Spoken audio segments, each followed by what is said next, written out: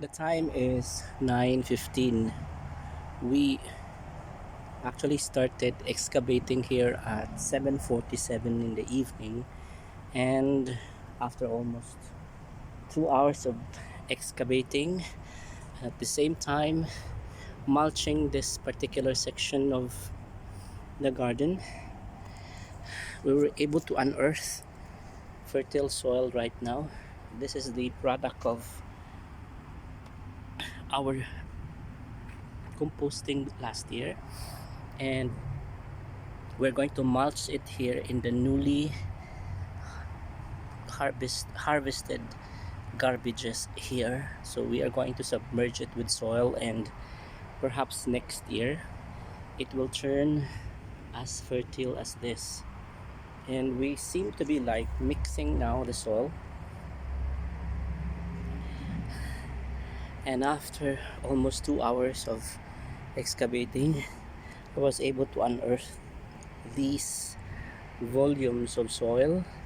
And so far, yeah, we have a considerable depth so that we can submerge new batches of leaves.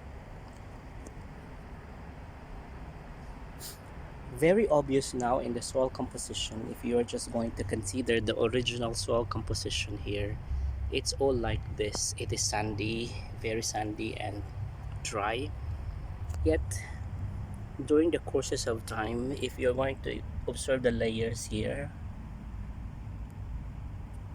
it has the humus soil already. There is humus soil at one part, and in one layer also there is sandy. So hoping that this entire area is going to be transformed to become like a fertile composition of soil. For as long as we are going to continue what we are doing like this one, it will turn again soil if you're going to submerge it here. So going a little bit deeper, there are still dry branches of kamachili that is still decomposing. So this is already like 1 year and it didn't decompose that easy. So that's how difficult it is, in gardening here in the desert. It didn't decompose that easy. Perhaps we need to modify our system, like we have to put something organic like the head of a fish, so that when it get rotten, then the bacteria will just simply eat it up and consume all the leaves and turn it to become like soil. So we can have traces here of root system.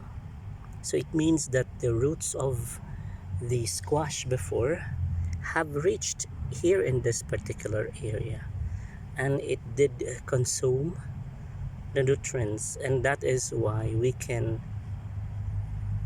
simply deduce that it consumed the nutrients. But by the way, if I'm going to smell this is not the root of a squash but the root of moringa. So imagine the moringa is somewhere there, it's very far. So if we're going to measure it, that is somewhat like 15 meters away, yet it reaches here. Perhaps these are the tertiary roots, because I can smell it. It is the root of a moringa. So it is taking advantage of the nutrients here. That is why the moringa was unperturbed. Even if during the summertime it continues to blossom and it gives leaves. So it is sweaty at this point in time.